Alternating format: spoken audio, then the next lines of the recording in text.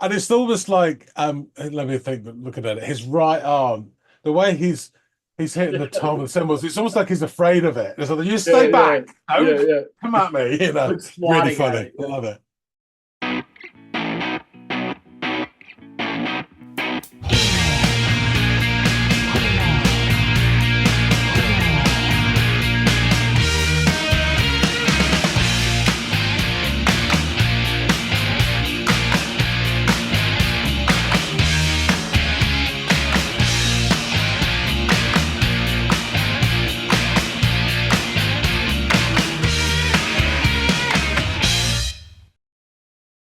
Hey, everybody out there. Welcome back to another episode of the Audiophiles. That is John over there in his cozy cardigan, and it is me, Andy.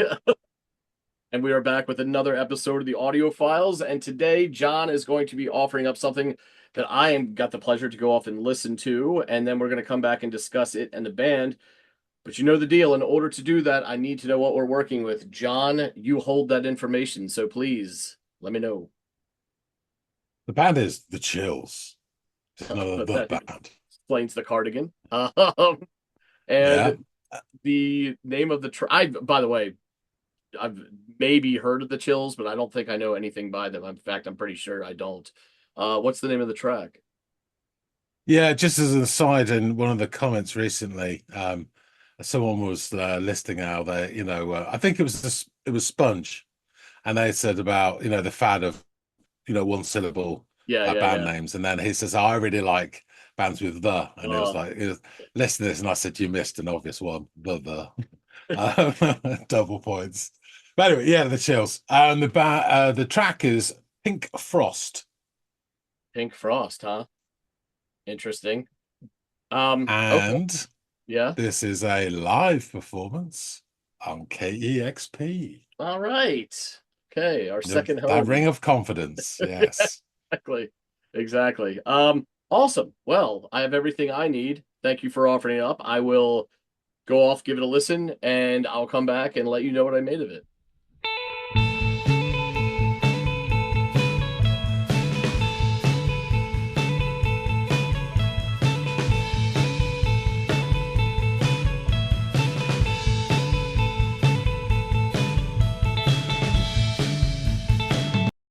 Already loving the really, bright, pretty guitar melody that they've got going on here in this kind of shuffling, splash-driven beat that's playing underneath of it, as well as that kind of like plucky bass work. I see you, plucky bass. So yeah, so far it sounds really pretty. I'd love to see where it goes from here.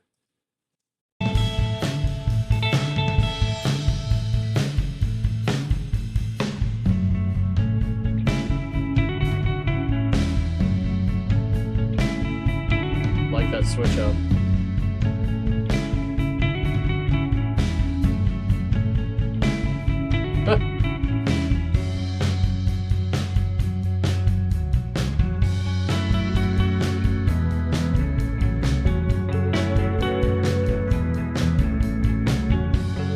Love the resonance. I love that resonance of the keys that kind of just sit underneath of it. It's got this like dreamy kind of quality to it. Good stuff. Wanna stop crying? Wanna stop crying? When she's lying there dying. Oh, How can I live when you see what I've done? How can I live when you see what I've done? so some really interesting lyrics. Also, I'm getting big time Future Island vibes off this kind of with a new wavy, dreamy type sound. Um, Really pretty stuff. But the lyrics suggest perhaps something darker. I mean, the title to Pink Frost. Interesting.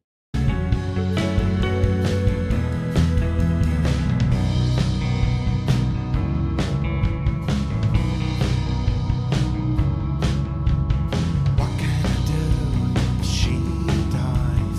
What can I do if she dies? What can I do if she's lost? Just the thought fills my heart.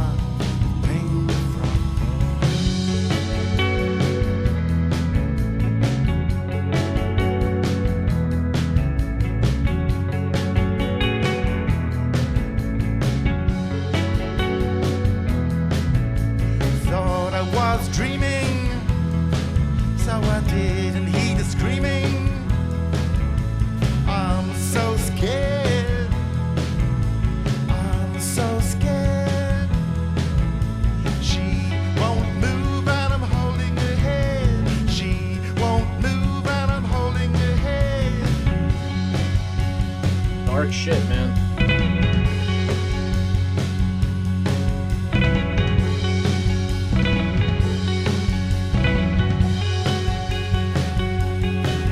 She's lost. Bye. She's lost. Bye. She's lost.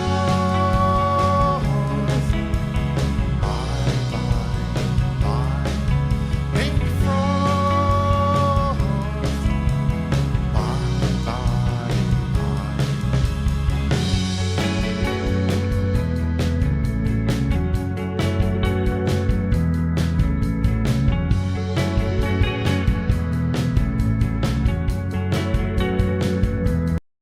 So this does sound like some sort of horrible tragedy. I don't know how it happened, but killing your lover whilst both asleep, you're dreaming.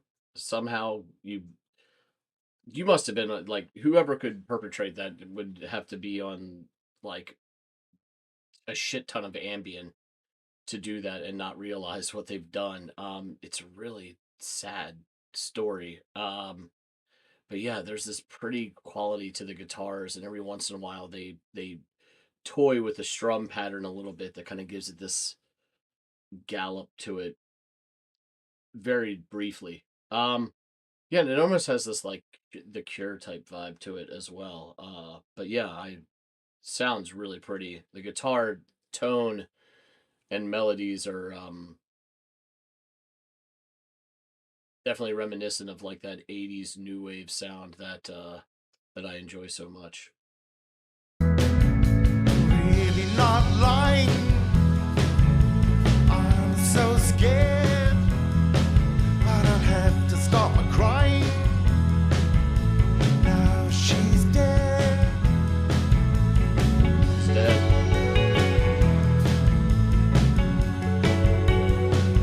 Confirmation.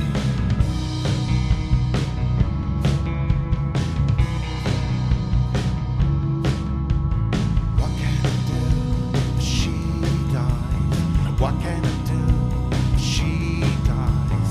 What can I do if she's lost? Just thought fills my heart with pink frost. Oh no.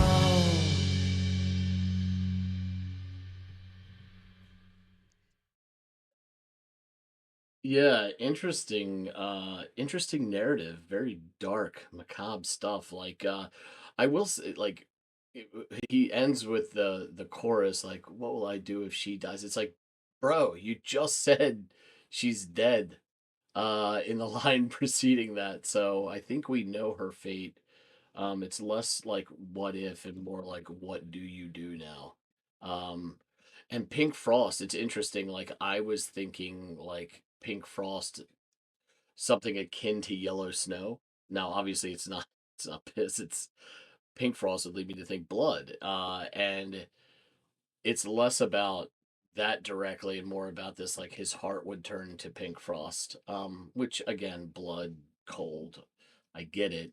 There's it's loosely correlated, but it's not like blood spilt on snow or something like that. Yeah, very, very interesting narrative and some really pretty guitar work and tastefully performed drums and bass, some really nice accompanying keyboards that give this like texture to the song and a little bit more depth. And as you saw with the shot of the female keyboardist, some really good harmonies provided as well. Yeah, hell of an interesting story. I'd like to learn more about it and maybe what inspired it and just um some more about these guys. So yeah, let's get back to John and find out. Professor Moriarty is back. So you've had a listen and a watch of Yes. Chills in action with Pink Frost. Please report your findings. Well, this just on face value looks like a band that has been around for some time. These aren't young 20 somethings we've got here. And as per usual with KEXP, it is produced wonderfully. Excellent sound quality. I was able to catch pretty much all of the narrative, and the music was super clear and easy to digest, so I enjoyed that. Hats off to KEXP.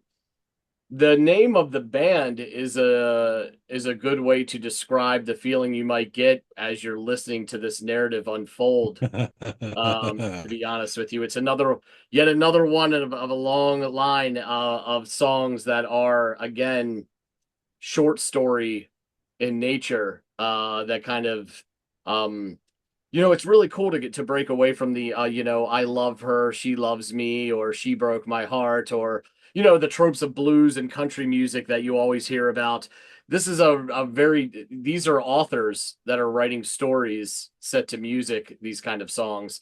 So it's nice to get that, you know what I mean? I love these kind of songs that really divorce the self of the writer from the exposition, and really builds characters and tells stories and interesting you know tales that unfold. And this sounds like a pretty dark one that we've got on our hands here. It kicks off with this really, oddly, because of all I just said, this beautifully bright guitar, and it's melodic, and it's played over top of this shuffling tom and cymbal splash, sort of loose beat at this point, and this plucky bit of bass as well. So it's all coming together. I'm liking what I'm hearing.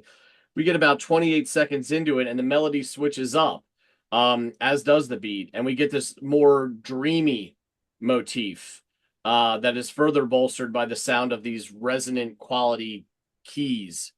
Um, Interesting that dreamy is the feeling that I describe it, because I think dreaming is a big part of what happens in this story, um, or what leads to the outcome of this story, right? So there's this kind of new wave feel to this, sort of like some gray area between post-punk and new wave in the sound of the music.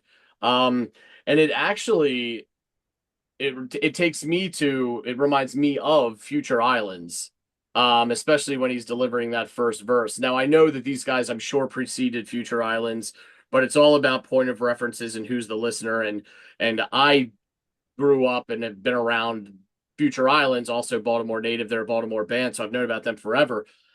Less familiar with the stuff that they were probably inspired by, though I do know some of it. This sounds like it would be something that they would have listened to and would have inspired their sound that they were going for. So all that said, I'm liking what I'm hearing because of that connection that I'm making. The singer wraps up the first verse with a very interesting and evocative line. How can I live when you see what I've done? That sounds like the words of a guilty man. Before the song shifts into the next portion, but this line, coupled with the title and the outright reference to this her dying, allows the mind to wonder what kind of bloodshed we have on our hands. And I say the title because when I think of Pink Frost, I think of, oddly, yellow snow. Because you never want to drink yellow snow. But when you think of Pink Frost, I think of like blood that's been splattered on freshly laid snow. Now, I know that that's not, by the time I got to the end of the song, that's not exactly what he's talking about, but I think it's the same vibe. He's talking about his heart covered in frost, and that would kick a similar shade of pink to it. So interesting stuff. Interesting stuff. We move into what I believe is the chorus and get more revealing exposition, where the narrator questions what he can do if she dies or is lost. And just the thought of that fills his heart with pink frost. So there we go. As stated earlier, the lyrics and the story unfurling before me are really intriguing, and my interest is piqued, but I have to admit, I am much more drawn to the music of the intro and the verses than I am of the chorus. Just from a, what pleases the ear standpoint. The story saves it for me in this bit, and I think it might be because the guitar shifts to more of this almost like palm muted kind of style of chord progression that is less melodic than the other portions of the song, and that was what had originally captivated me about the music. So I think a little bit of that gets lost for me, but because I'm hanging on the story, it doesn't lose my attention or anything like that. So, as the song progresses, we get more information and details about this unfortunate situation. And now it sounds like he killed her whilst they slept, provoked by the dream he was having. Now I've heard of sleepwalking, but sleep killing is likely not going to hold water in the court of law, lest he was plied with several milligrams of Ambien or something like that. Is Ambien a thing over there where that was a prescription drug here that people would take, and then they would find themselves doing the craziest shit like sleep driving on a bridge and getting pulled over and not having any recollection of it. So it was really wild shit. No, I mean it's I've noticed this before, and I think it's quite well for me. It's quite odd that people in your fair continent seem to be hung up on the brand names of drugs. We just take drugs, so we don't know what it's called, and it may be a different make the next time, but it stops you from pissing blood or whatever, you know. But you'll, you know, and you see on like take like television or film, they'll list the litany of drugs they're taking and who made them and what they're Yeah. called and everything. Whereas people in this country just don't give a fuck. They just Yeah. rattle. So think we a big might have part of had that- it. I doubt it, but we might have done, but no one Okay, would have okay. noticed. I think a big part of it too is how like it's the But you pharmaceutical pay for it and all industry is that. Yeah. everywhere here. Yeah. And there's commercials for it, and it's Ambien this and Yes. jingles to it and mascots and all this bullshit that comes along with it. So it gets stuck in your head just as much as Mazda, Toyota, Oreo, or Lipton tea. You know, it's just shit that's marketed at us. So Yeah. you know, such is life here in the in our great capitalist country. So all that being said, it's interesting to me that he could have perpetrated this murder in his sleep, but it sounds like that's exactly what's happened. So every every so often, the guitar will incorporate this strum pattern that has an almost galloping effect to it, where they switch up they kind of double up the pace of the picking a little bit, and it creates this, you know, movement in the piece. And I really like that too. I'm loving the guitar in this tune. And this also is more of that kind of like 80s new wave guitar sound that I adore. And this won't be the first time, and certainly that will be the last that I reference this band, but whenever I hear certain tones in guitars, certain effects, or certain playing styles, it always takes me back to my favorite band from this era, and that's The Cure. So I got more shades of The Cure in some of this guitar work as well. And you know, that's always happy. That's like you when you hear the Pixies. That's not a bad thing, right? It's always a good thing. Yeah. So he confirms and confirms again that she is lost and bids her farewell while some repeated byes are, you know, offered up, and a concrete "now she's dead" is omitted by the narrator. And then we get treated to another chorus which repeats the line, "What can I do if she dies?" And it's like, bro, you just admitted that she's dead. You came right out and said it. Like, what do you mean? You need to get beyond this what if portion. It's like, what do you do now and how do you react? But it just made me chuckle a little bit because like literally the line that preceded it was very affirmative in the "she's dead" column. Regardless, after this chorus, the song kind of quickly shuffles to an end. And musically, again, broken record here, guitar really shined with its bright but sometimes mysterious sound quality, which I think is a perfect kind of sound quality to have to tell this sort of murder mystery thriller type situation we have on our hands here. So loved it.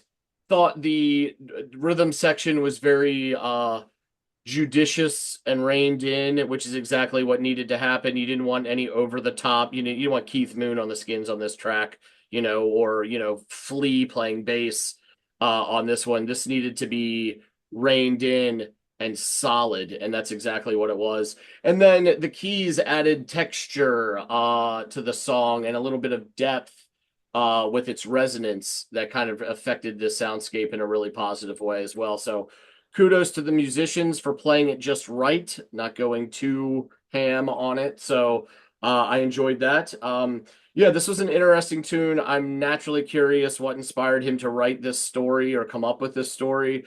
I don't know if you know. Sometimes you never do. Sometimes you've got a litany of, evidence to suggest why it was written.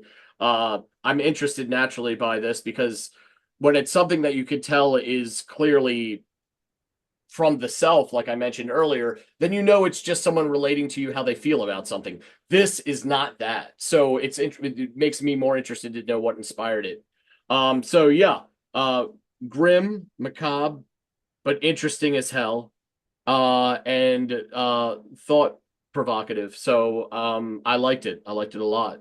But please tell me more about the Chills and if you know anything about what may have inspired this track. Yeah, thanks for that. That's interesting to hear, and it's pretty much I go along with 90% of what you said. I picked this song for a reason, um, to showcase this band for a reason will become obvious very shortly.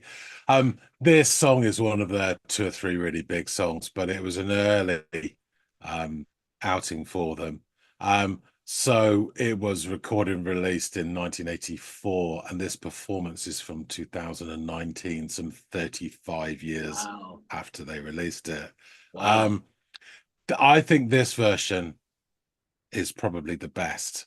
The original version is really nice, but the tone of the guitars in this is just beautiful, and that Yes. organ's really clear. So it's just really, really nice. But you see, like, I'll get into it anyway. So yeah, it's a cult song as well, with this sort of gothic kind of horror to it. And there are people who have had various different interpretations of who the she is and what it means, and are that she dead, is she dead, blah blah blah. Is it a baby he's killed? Is it his lover, etc. etc. So well, I'll get into it. So the Chills, there's a bit of a history here, so bear with me. They're from New Zealand, from a place called Dunedin, and they were formed in 1980. So it's another Dunedin sound band like the Clean, and they're heavily linked with Flying Nun Records and all that movement. And as I said, this was recorded 11th of March 2019, KEXP. So the people I think were playing in this episode, Martin Phillips, definitely, he's lead vocals, guitar. Erica Scally, keyboards. Ollie Wilson, keyboards. Callum Hampton, bass guitar, and Todd Knudsen, drums. And just to say on the performance, loved Martin Phillips. His face kind of lights up as he's delivering the lines, and then it sinks back down again. It's really nice. He's doing this all subconsciously. I think the organ sounds lovely, and I love the drummer. Yes, the drummer is. It's like watching it. One, he has this like scarecrow like quality about him because he's like so gaunt and like lanky. But his face, like you could tell, he's like really thinking about the next thing to come, even though he's not out here breaking a sweat or anything. No, and it's almost like let me think. Looking at it, his right arm, the way he's hitting the tom and cymbals, it's almost like he's afraid of it. It's like, you stay back, don't come at me. Really funny. I love it. But they have several past members, and it's just going to sound like I'm just shouting names at you, but some of them will be significant. You'll see why. So past members are Jane Dodd, Peter Gutteridge, he was in the Clean, Alan Haig, Rachel Phillips, Fraser Batts, Terry Moore, Martin Bull, Peter Allison, David Kilgore, he was in the Clean as well, Martin Keane, Justin Harwood, Caroline Easter, James Stevenson, Stephen Shea, and James Dickinson, amongst others. So it all started, there was a band called The Same, and it was one of the earliest punk rock bands in New Zealand. It was formed in 1978 with 15-year-old Martin Phillips on guitar before he switched to lead vocals. After that ended, Phillips started the Chills with his sister Rachel Phillips on keyboards, former Clean frontman Peter Gutteridge on guitar, and Jane Dodd on bass, and Alan Haig on drums. They performed live in November 8, 1980, after which Gutteridge left. By 81, Dodd and Phillips had also left, so the Chills went on hiatus. Martin Phillips then became an auxiliary member of the Clean, serving as their touring keyboardist and also studio musician for the Clean's debut single Tally Ho in 1981. Then Phillips got the Chills back together in July 81, and provided 3 tracks: Kaleidoscope World, Fantastic Drift, and Satin Doll for the famous Fly None Taste 3P Dunedin Double, which had a few tracks from 4 bands on it, which is epic, and I can't afford to buy it. Just before the EP's appearance, Haig left to join the Verlaines, another Dunedin sound band. He was replaced by Martin Bull on drums. The Chills then recorded 2 singles, Rolling Moon in 1982 and Pink Frost, this track, in 1984. Their performances, though, were paused when Bull was diagnosed with leukemia. The band worked whenever Bull's health allowed to from like October 82 through to early 84. By 83, Haig had rejoined the Chills on drums after Bull's leukemia became more severe, and he'd actually died on the 18th of July 1983, and the band went into hiatus again, as you can imagine. So the second single, Pink Frost, that you heard, reached the top 20 New Zealand singles charts. It was then followed by another single, Doldrums, and then their 6-track, The Lost EP. That EP reached number 4 in New Zealand and number 31 on the UK independence charts in 1985. A compilation album, Kaleidoscope World, appeared in March 86. That is up there. Comprising all their early recordings, which reached number 3 in the UK indie charts. Their next single, I Loved My Leather Jacket in 86, was about the said garment that was bequeathed to Phillips by the drummer Martin Bull before he died. So he sort of, a song about that, and that reached number 25 in the sweet. UK singles charts, in indie charts, and number 4 in New Zealand. Spurred on by this sort of minor success in the UK, they relocated to London in 87. Their sort of second studio album, Submarine Bells, reached number 1 in New Zealand and provided their highest charting international single, Heavenly Pop Hit, which reached number 17 in the Billboard Alternative Airplay chart and is their only ever American chart appearance. Oh. So you get an idea of where they sit in terms of, unit shifted. Yeah. After the tour, this is going to be a recurring theme here. After the tour of the group's 3rd album, Soft Bomb, in 92, Phillips announced another disbandment of the band. In 84, he put together another Chills lineup. The turnover of personnel is cited as one of the reasons for the band's lack of consistent saleability, and is referred to by the local music press in New Zealand as the curse of the Chills. Uh-huh. The curse struck again with the recording of their 4th album, Sunburn, in England in 95, because 2 band members were refused entry to the UK. So he had to recruit some session musicians, and he got in Dave Mattex, you may faintly remember, of Fairport Convention, that we listened to, and Dave Gregory of XTC, a very wonderful band, who provided drum and bass guitar, respectively. The Chills split again. Phillips went off in between all of these, split off, he'd do other things. So this time he did Kilgore's, another one of their bands they formed called the Heavy Eights. And then during the late 90s, Phillips was incapacitated with hepatitis C infections, a side effect of his drug addiction. Oh. I shall pause the narrative there and then continue, but I'll just go through the lyrics of the song now. So, I want to stop the crying. I want to stop the crying. She's lying there dying. How can I live when you've seen what I've done? How can you live when you've seen what I've done? What can I do if she dies? What can I do if she dies? What can I do if she's lost? Just the thought fills my heart with pink frost. I thought I was dreaming, so I didn't heed her screaming. I'm so scared. I'm so scared. She won't move and I'm holding her head. She won't move and I'm holding her head. She's lost. Bye, bye, bye. She's lost. Bye, bye, bye. She's lost. Bye, bye, bye. Pink frost. Bye, bye, bye. I'm not really lying. I'm so scared. I have to stop my crying. Now she's dead. What can I do if she dies? What can I do if she dies? What can I do if she's lost? Just the thought fills my heart with pink frost. Oh no. So just picking up the narrative of that, there's a really interesting article / interview in The Guardian from 2015, which fills in a few of the gaps, and it's really interesting.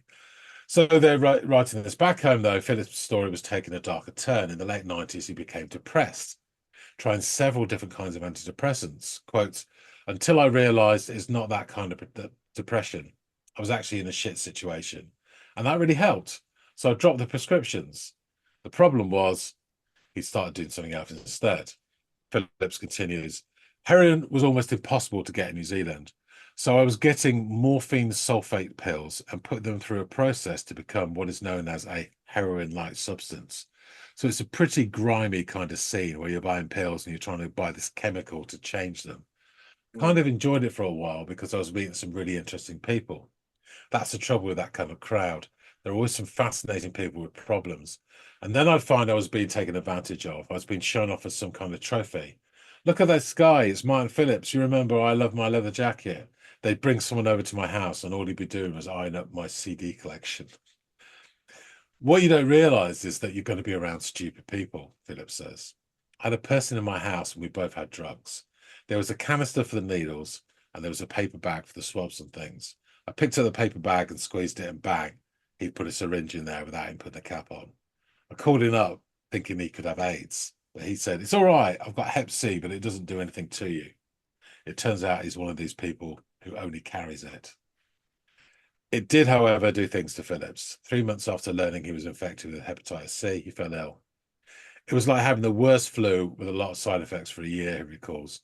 But at least his interferon ribavirin treatment seemed to be working. His viral load numbers, the number of viruses in the blood were coming down, but then the treatment stopped and the numbers started rising again. Now he has to live with a closer relationship to mortality than most 51-year-olds have to cope with. At this point, he says, I'm on the list for some of the new trial drugs. But in the meantime, I'm at stage 4 of the disease. Stage 5 is cancer. So it's already cirrhosis of the liver, and that means I don't really know how long I've got. It was realizing that death would be a consequence of continuing as it was, he says, that made him change his lifestyle, though I fought my recovery like nothing else. The drugs are now a thing of the past, though alcohol has been harder. He's sipping a pint of beer as we talk. I have the odd one here and there, and the biggest problem is the fact that you can never be away from alcohol. It's not that I'm getting drunk or blotto, it's just the constant presence of alcohol has caused quite a lot of damage. If I'm around in 10 years, I think I'll be very lucky. In the late 2010s, Phillips was actually cured of hepatitis, so the new trial drugs worked. And there's a feature-length documentary about Martin's health struggles and his music called The Chills, The Triumph and the Tragedy of Martin Phillips, and that was released in 2019. However, Phillips was found dead at his home in Tainui, South Dunedin, on the 20th of July, 2024. 9 years after that interview with The Guardian, where he said he would be surprised around in 10 years. 10 years. 2 weeks prior, he'd actually given an energized interview about the forthcoming Chills album he was working on and how buzzed he was.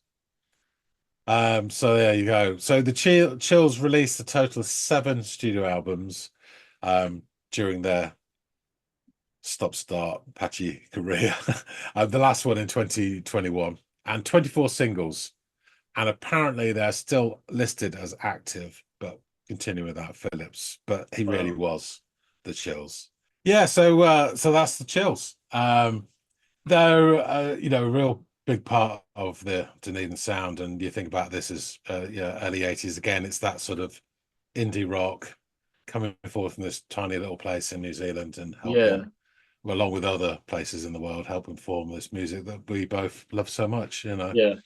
And it's great, and it's really interesting as well that one of their first few songs was this gothic kind of horror. Not all of their songs have got narratives like this. None of their other songs actually have got a narrative like this at all. But it's just really interesting. It's just I thought, I've got an idea. I'm going to remember. That makes it stand out even more, though. Like the fact that this wasn't like part of their repertoire that they would go to, or like wells that they would draw from for inspiration. It's this one-off cryptic tale that has people, it sounds like, to this day disputing what exactly it's about, because you said you alluded earlier to it. Is it a partner? Is it a child that was his baby or something like that? How does he explain it to his significant other that he's done this? Or interesting stuff, man. Yeah, really interesting stuff. A tragic tale in the song, but a tragic tale of the man himself as well, which is really interesting and sad. Yes. I think he lived a bit of a life though, and had really interesting times. Sounds like it. Yeah. He's over And here he doing got some like Breaking Bad shit in New Zealand, trying to create street heroin. It's cooking. crazy. Yeah. It sounds highly dubious and dangerous. Let alone the needle sharing shit, Yeah, just yeah, the exactly. chemicals alone. Anyway, So many so steps yeah, that could go wrong. yeah, definitely, and clearly did. Yeah. But there you go. So yeah, that's Martin Phillips, and that's the chills. Thanks for listening to this. Hopefully, folks out there will there'll be some that appreciate this. Yeah, it is a cult song, so I'm sure there's a few that will enjoy it. And this is great to see him in his latter years still performing well. And the Yeah. sound, as we used to allude to before, KEXP is just wonderful. You can get a better canvas to paint his artistry on. Yeah. So there you go. And I'm glad he got to Brilliant. do that before he, Yeah. left. Exactly. So, yeah, please, if you do like this, hit the like button. Drop some comments about this song, about the chills, the sound, all that stuff. We'd love to hear from you. Really interesting your comments. If you haven't subscribed already, please do. Really appreciate everybody who helps support the channel, moves onwards and upwards, and the more numbers and likes and views, and it all swells and grows until it becomes this thing that has to be shot down by the government. But we're a long way from that yet. Before we invade, Tokyo Harbor and battle a giant lizard. I'm looking forward to it though. That being said, thanks again so much for watching. I will see all of you on the next episode of the Audiophiles.